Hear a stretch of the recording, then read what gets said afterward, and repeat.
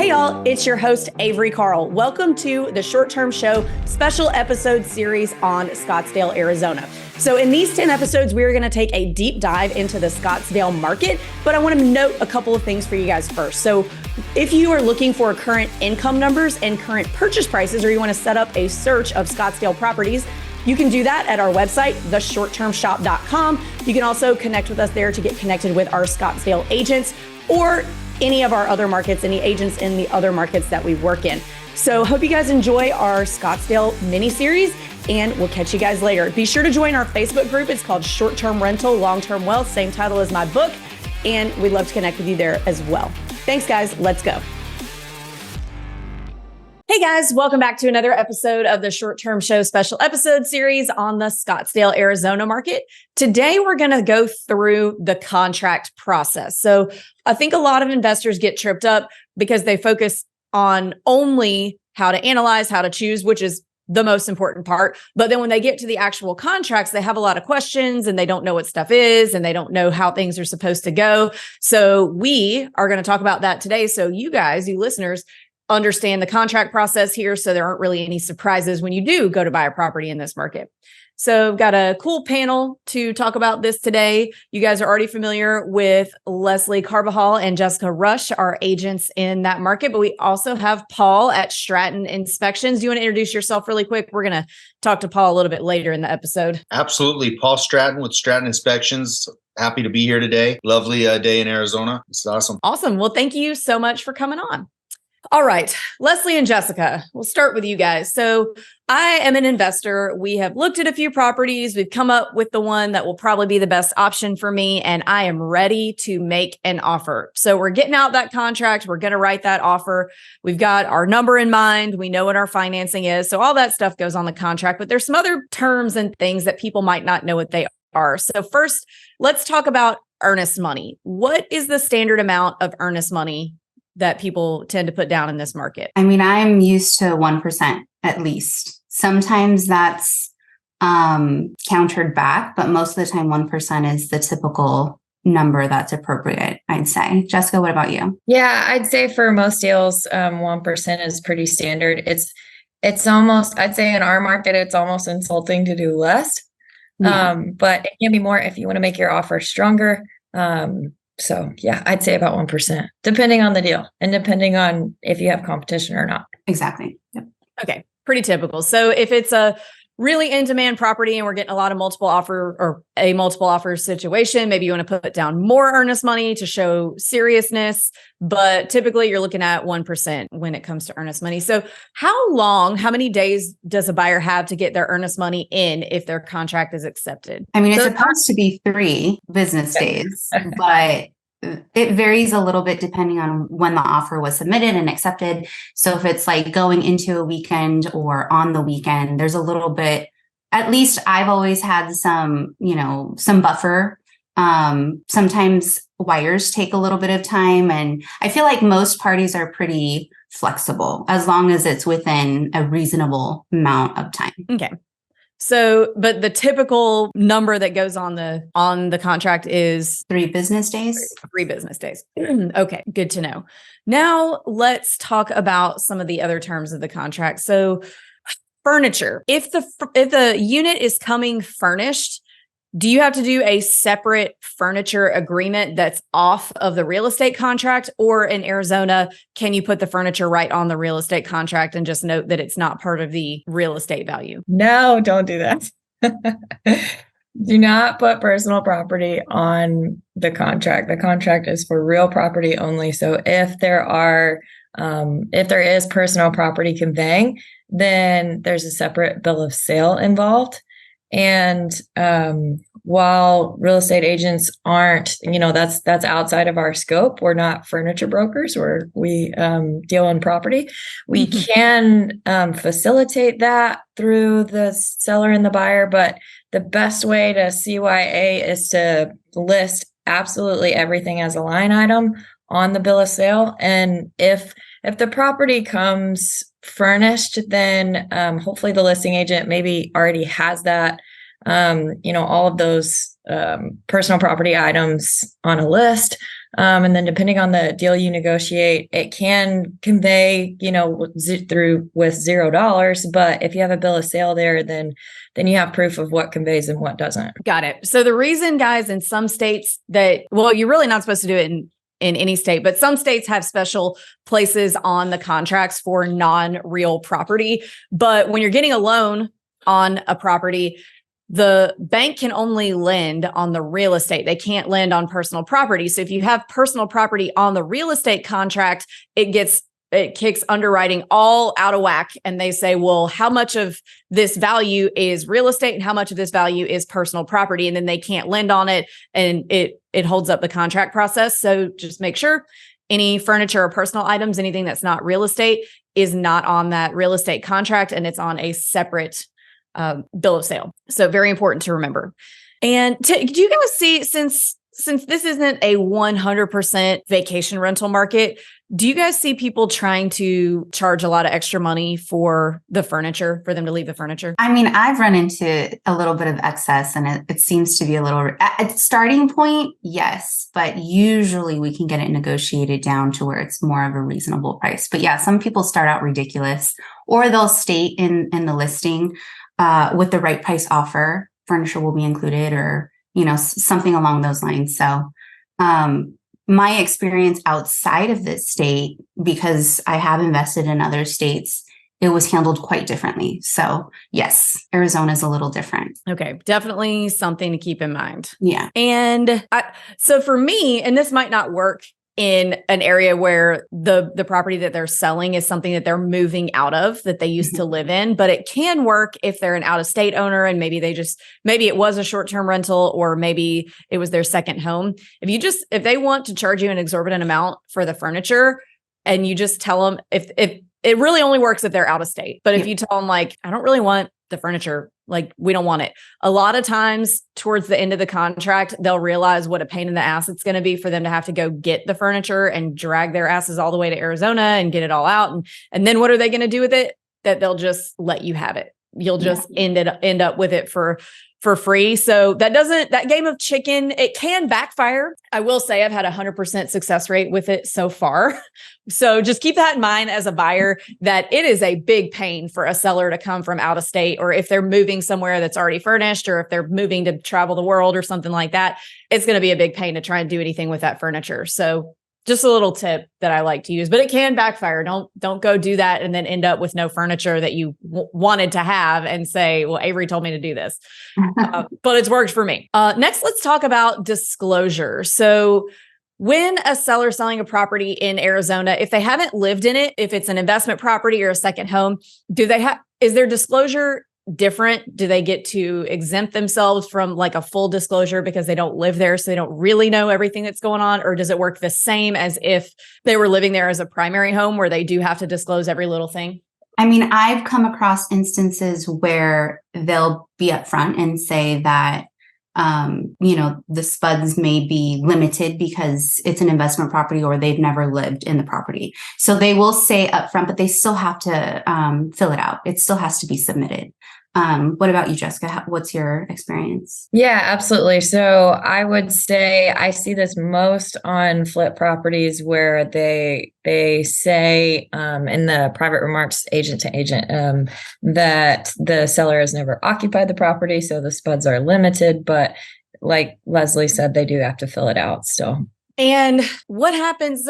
I feel like disclosures are so, like, you want them to disclose everything possible, but sometimes there will be something inside the wall going on that a seller didn't know about, like maybe a leak or something. And then buyers don't find it until months after closing or weeks after closing. And then they think, oh, you knew about this and didn't disclose. And it becomes this whole thing. So just make sure we're about to get to home inspections. So we'll get to that in a second. But so in Arizona, they are supposed to disclose everything. Yes. Yes. It's a big no-no if you don't disclose something, a material fact about the property that you knew. So I think if there was a dispute, you'd have to prove that you didn't know. But yes, you are required to disclose everything you know about that property. Yeah. Got it. All right. So let's move on to contingencies. So, hang on, before that, earnest money. So earnest money because earnest money is tied into contingencies. Just stick with me here. So is earnest money refundable in Arizona if you terminate under one of the contingencies, which we'll talk about in a minute? Is it refundable? Yes. Yes. Okay. Are there any other separate deposits that have to be made other than earnest money? No. Okay, cool. I mean, agents could charge like a retainer fee and things like that. There are addendums and things like that that you can incorporate into the contract, but typically no. The initial deposit would be your earnest money. Got it. Okay. So in some states, there's more than one deposit. So there's earnest money and then there's an additional option fee or due diligence fee and stuff like that. But here we don't have that. So it's truly just refundable earnest money. So what are the contingencies in a contract to where someone could terminate and get their earnest money back? So I would assume inspection and financing contingencies, but are there any others? I mean, appraisal would be one. But yeah, it's the three: inspection, the loan contingency, and the appraisal. Okay. So let's talk about the inspection. First, let's talk about the inspection period. How long is a typical inspection period in Arizona? The contract, the standard contract is written as 10 days. That's negotiable. In a balanced market, it's standard to leave it as 10 days. Obviously, every deal is different and it totally depends on if you have competition. If you don't, you can shorten it, you can lengthen it. Sometimes you can lengthen it if you're out of state and you want to be present for the inspection wrap up. And I'm sure we'll talk about that here in a minute when we talk about inspections, but sometimes the seller will give you a little extra time in the inspection if you're from out of state and you want to travel to your property, to be present for the inspection. Got it. And when we say it's 10 days, we'll call it 10 days just for the sake of talking about it right now. So do you just have to have your list of objections or things that you want fixed in by the 10 days, or all negotiation has to be closed by 10 days? It's your objections or the things that you would like to be addressed or fixed on the buyer side within 10 days. And then the sellers get, it's typically 5 days. So by default, 10 days for the buyer's inspection period, unless that's changed. And then their response time would be by default 5 days, unless you change that date for them to respond. And so let's say we turn in our list on the 10th day. How many days do we have to negotiate then once that's turned in? An additional 5. Additional 5. Okay. And does the clock start on that 5 once we get to 10 days, or does it start once we turn in our sheet? So if we turn in our list of objections on the 5th day, we still only have 5 more days, right? Well, I don't know, Jessica. Usually I'm familiar. Once you turn it in, you're forfeiting the remaining days because that's, you're giving them the list of items. So you've already done all of the inspections that you wanted to complete, whether that be, termite or, the lead-based paint, if you wanted to go there. Roofing, all of it, sewer, plumbing, all of it. Once you turn in your list of things that you want addressed, your time stops and their time starts. Okay, got it. So that's like a lot of the states that I'm licensed in. So that makes a lot of sense. So for what reasons under the inspection contingency can you terminate? Does it have to be something related to something that's found on the inspection report? Or can it be can you terminate if you get cold feet? What are the rules there? So you have to give a material fact to the seller. You have to give a reason. I actually had this happen in a contract not too long ago. They canceled with a really vague reason on the Benzer, and the broker requires that you cancel with a material fact. So it doesn't necessarily have to be something that came up on the inspection, but it could be something that's material to the buyer that they found through their due diligence. Like they can't use the property for what they thought they wanted to use it for, or, something else. It doesn't necessarily have to be because of the inspection, but but you do have to list your reason on your response. So it's got to be like a material defect of the house. You can't just say like, oh, the numbers don't work as great as I thought they were. Let's terminate. You have to use something from the inspection. Right. All right. And Paul, this is where you come in. So let's talk about what an inspection looks like in this market. So when somebody gives you a call and says, hey, I think I want to schedule a home inspection, what does that cover? What does a typical standard home inspection cover in this market? Well, in this market, we have to go off Arizona standards, and that's basically the four major things would be your roofing, air conditioning unit, electrical, and plumbing. Structural can be also tied into there. So these are some things we can visually see and test. And so those are just some things that they would expect us to look at when we're doing the inspection. Okay. So you're not doing things like opening up walls or digging under dirt and looking at pipes or anything down there. Correct. Yeah. Anything that's hidden or behind a wall or under flooring, just things we cannot see. So uninspectable. Gotcha. So what are some of the normal things? Because I think a lot of people, especially if they're new, think that there is such a thing as a clean inspection report that has 0 points on it. And so when they see, a 10-page inspection report, before they even look at it, they freak out because they're like, oh my God, look at this huge long list. When a lot of times it's not really a big deal. So can you kind of give us some basics of what you see really often that may not be a big deal here? Absolutely. So yeah, homes are like people. No home is perfect. No person is perfect. So we're always going to find some things, hopefully not as many things as you would expect, but typically, especially here in Arizona, we're always finding cracked tiles. We have a lot of tile roofs, and that's not the end of the world. Cracked tiles, they're fixable, they're replaceable, fairly inexpensive fix. Air conditioning units, those are another thing, that because of our heat and everything else, they're getting used a ton. So we find issues with air conditioning units, but relatively like cracks in the drywall, these are all cosmetic issues that are fixable, not big deals. So a lot of people, if you have a big list on your report, a lot of those are handyman items that are fixable and should not scare you. Gotcha. So in addition to a typical home inspection or a standard home inspection, so you guys are you're flipping on all the lights, you're making sure all the electrical outlets work, you're making sure all the faucets and sinks and stuff work, you're looking at typical wear and tear of the house, condition of things. So what about ancillary inspections that people might want to get, like a pest inspection or a radon inspection? Are those outside inspectors for that, or do you guys do that? We do some of that, like your termite inspection or pest inspection.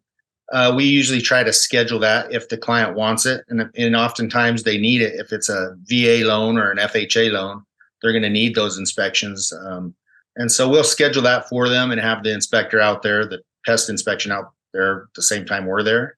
As far as mold inspections go or radon, things like that, those are separate inspections. We do sewer scope inspections too, and those aren't part of your standard home inspection. Okay. So if somebody's under contract and they want to get everything inspected, they would need to call you guys, schedule a regular home inspection, schedule the sewer scope and all that, probably a pest inspection. And did you say radon is in some markets they do radon all the time, in some markets not really a thing? We do radon here. It's very hit and miss. It's not as prevalent here, but we do radon as well. Okay. Awesome. Anything else that needs to be inspected? Oh, when you guys do a roof inspection, do you guys have a drone? Do you have to get up there? Do you just kind of look and see what you can see? How does a roof? There's a lot of scenarios with roofing. Like if it's a new build, most times we can't get on that roof because we'll void the warranty of the roofing product. And so we'll drone those. We do carry drones. Clay tile roofs, you just can't walk on those roofs. You'll break every tile. So we have to drone roofs like that. But typically, I would say 90% of the roofs we inspect, we usually are able to get on. Okay, that's cool. Yeah. And it's huge. Getting on a roof, you can see a lot more than just a ladder at the eave, or even with a drone, you're able to look at areas that you couldn't normally look at with a drone. So it's good if we can get on a roof. What questions have I not asked that you feel like a lot of investors need to understand about home inspections in this market or getting home inspections done in this market? So I think a lot of people are really scared of the home inspection when they don't need to be. It's more of an educational experience. And it's really knowing what you're buying and being comfortable with what the inspection report says. And like I mentioned earlier, most things are fixable. And so if people can go in with the expectation of, hey, they're going to have a long laundry list of things or short, their expectations can meet their standard, and they know what to expect instead of just being scared of the inspection and worrying about that we're going to find something major. Got it. And guys, when you hire a home inspector, a lot of times your agent is going to have 3 or 4 home inspector recommendations. Don't just tell your agent, oh, I trust you, just schedule whoever.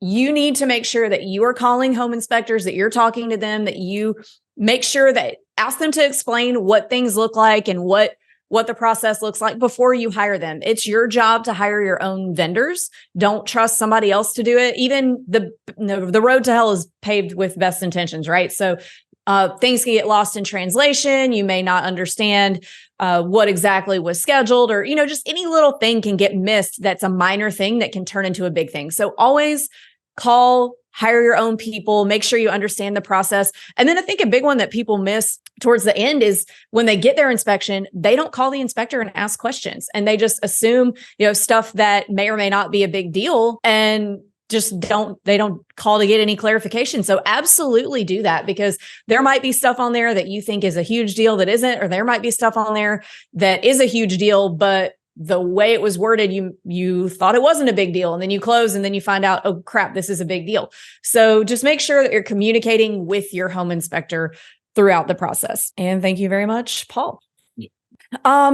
Okay. So we've negotiated, we've had our home inspection, we've negotiated the repairs that we want done. We've gotten to the end of our 5-day negotiations, and we're all good.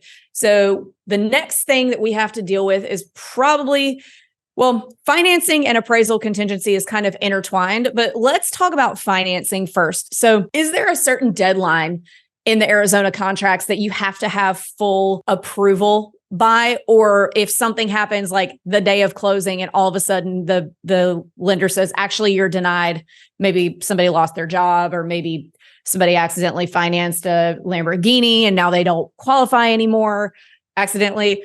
What happens if for some reason anywhere throughout the deal, but particularly the end, all of a sudden we're denied by the bank? Do I lose my earnest money, or does that fall under the financing contingency? Leslie, you were smiling. Do you have a story? All of this happened. Story? I've had 2 types of scenarios happen. The first one was they basically just got loan denial 2 days past close of escrow. And, they were given their earnest money back. We had to submit all of the appropriate paperwork to title, and they had to give us the loan denial letter. And the letter stating that the funds were released to, in this case, the buyer. So yes, they were able to get their earnest money refunded back to them. And then another instance where the loan denial came for, there was a whole laundry list of reasons why. And they had their loan denial, but there was certain wording in the loan denial that the sellers didn't agree with. And so they fought to have the earnest money refunded to them. And of course, my buyer wanted his earnest money back. And so it went to title, and they had to make the decision. And that took, X amount of weeks, and they finally came back with no decision. So they had to go to arbitration, and it's still in limbo at this point. And it's been about a month and a half, 2 months. So there's instances where even a loan denial, depending on the reason as to why it's stated, you may lose your earnest money, unfortunately. So yeah, craziness. So that makes sense. And yeah. I guess my other question about you kind of touched on about earnest money. So in Arizona, is earnest money, if you terminate under one of these contingencies, like, oh, I lost my job, I no longer qualify, financing contingency, or, I'm terminating on the house is falling down on the inspection, I get my earnest money back. Is that automatic? Does the title company just give you the earnest money back, or does the seller also have to sign a release? And can they push back a little bit on that? Well, there's no releases, but, they definitely can push back if they don't agree with the reasoning as to why.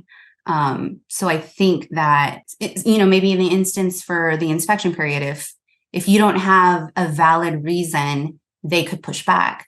But it's a lengthy process, and it's never certain which direction escrow will go in their decision.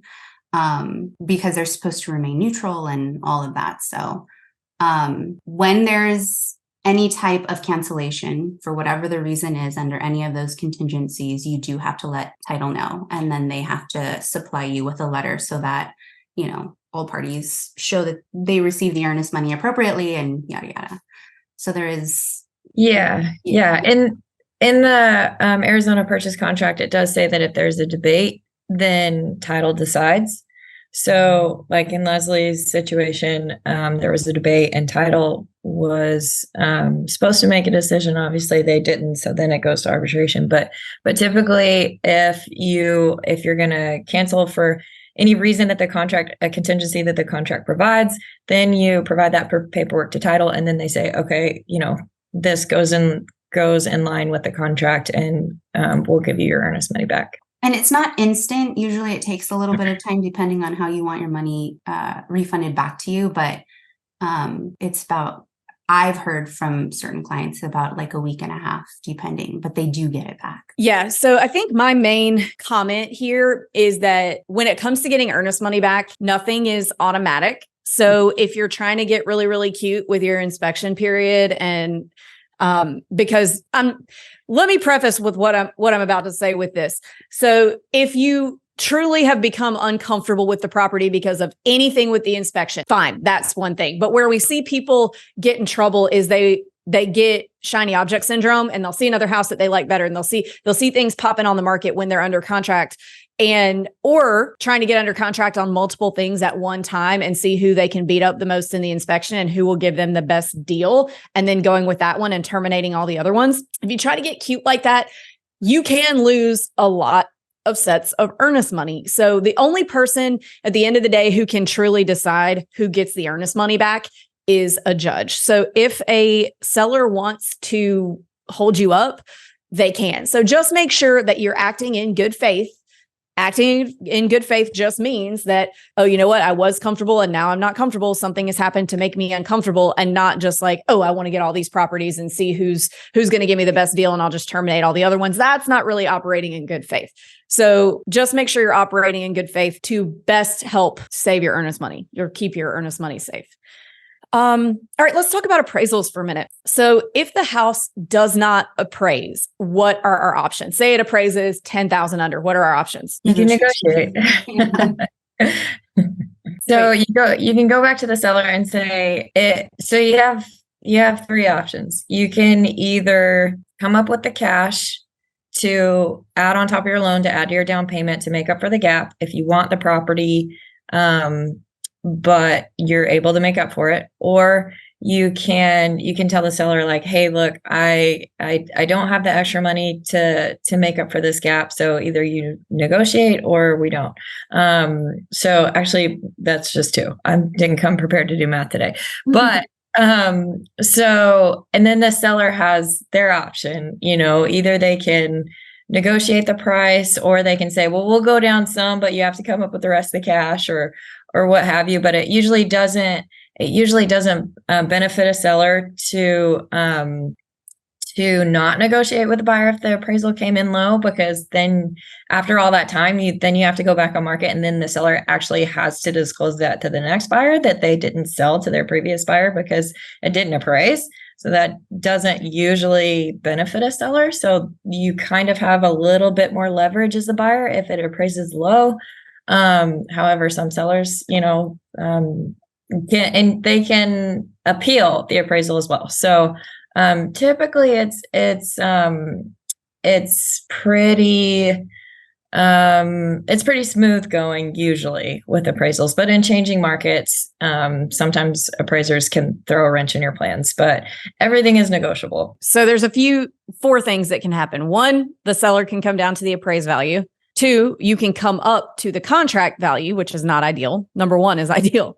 Three, y'all can meet somewhere in the middle. But when I say come up to the appraised value, I mean that's cash. So the lender is still only going to give you the loan for the amount of what it appraised for. Anything on top of that would be cash out of your pocket. Just wanted to clarify that. So three, you can meet in the middle, or four, you could just terminate the contract and move on to something else, get your earnest money back. Yes. Okay.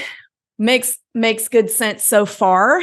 All All right, let's talk about the closing process. So we've made it through our appraisal. Everything's good. When can I get the keys in Arizona? So is it once I sign my closing docs or once the loan has funded and the seller has their money in their account? Once it's recorded.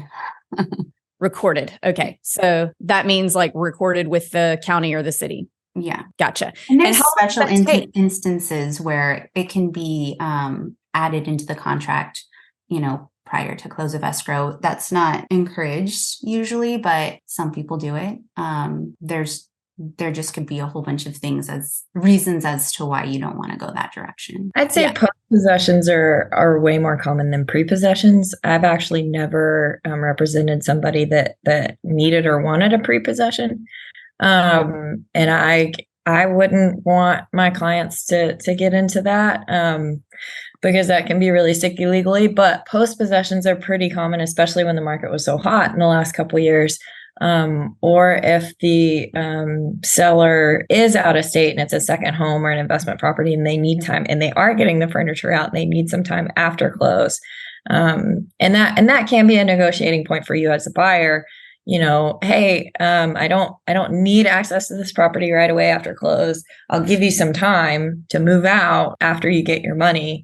After it's a done deal, it's done and recorded. So it just depends. I haven't dealt with a pre-possession yet, but there are post-possessions and quite a bit in our market, I'd say. Yeah. So what I'm getting at is people who maybe they're supposed to close at 4 p.m. on Friday and they roll into town from another state with a truck full of furniture and they close at 4 and think they're going to get their keys and go straight to their house. That's not what happens, right? No. It can take until the next day for it to be recorded usually. So just my recommendation would be to close remotely from wherever you are.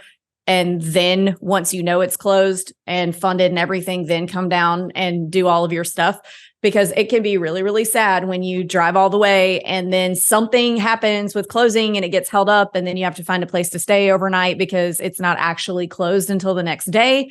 So keep that in mind. The other thing I wanted to talk about is your final walkthrough or your final inspection. Sometimes those terms are interchangeable. Do you guys have final walkthroughs in Arizona? Yes. And we have an addendum for it. So it's encouraged to at least fill out the addendum. Even if you choose to forfeit your final walkthrough, you do not have to, but you have to state that you are electing that option. And it's typically about 3 days before close of escrow, but I've had final walkthroughs day of, day before. As long as you have the documentation, it's fine. So I kind of want to clarify what this is. So your final walkthrough / final inspection is not a chance to go try and find a bunch more stuff wrong with it and knock a bunch of dollars off the price. That's not what it's for. What it's for is just for you to walk through one more time, make sure that everything is the way that it was in the same condition or better condition than it was when you went under contract or when it was inspected. There are only 2 people who can do your final inspection for you. I see a lot of investors who will say like, oh, well, my agent in Ohio did my final walkthrough. Why won't you do it? Your agent is not qualified to do that. There are only 2 people who can. One is you. So you've personally looked at it and you're saying that you are satisfied in filling out that addendum, and your home inspector who did the initial home inspection. Usually they'll charge a fee to go back out and just make sure that the things that they noted that were supposed to be fixed are fixed and all that. But real estate agents can't do that because we are not A, or B, licensed to do any sort of looking at quality of repairs or things like that. So I've made a mistake when I was a new agent and did a final walkthrough for a client, did a video, we videoed everything. He was happy with it. He closed. Like a week later, he came back, wanted to come after me financially because there was some squishy floor around one of the toilets that there's no way I would have even known that was there unless I'd gone and used the toilet, and still then maybe wouldn't have noticed. So for that reason, that's why you don't want your agent doing it. Cause I don't know what constitutes a squishy floor. That's not my deal. So you want to have somebody who is licensed a home inspector, contractor, somebody like that to do that if it's not you yourself. And I mean, I've seen even on a smaller scale, like if there were no repairs done and they just got some money off, an agent walking through and not realizing that the seller took a couple pieces of art that the buyer wanted, and just not seeing that, not realizing. So it really does need to be you. So I just wanted to make that clear, because I think a lot of people are like, oh, well, my agent in Indianapolis did it. And they don't understand that it really is a big liability for both you as the buyer and your agent.